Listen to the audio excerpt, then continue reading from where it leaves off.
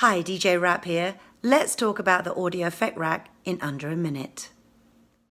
On this channel, I have an instrument rack with 3 operators.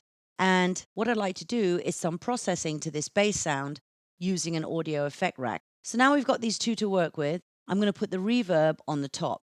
And what I'm looking for is something that will bring out the tone in this bass. So I'm going to solo the top.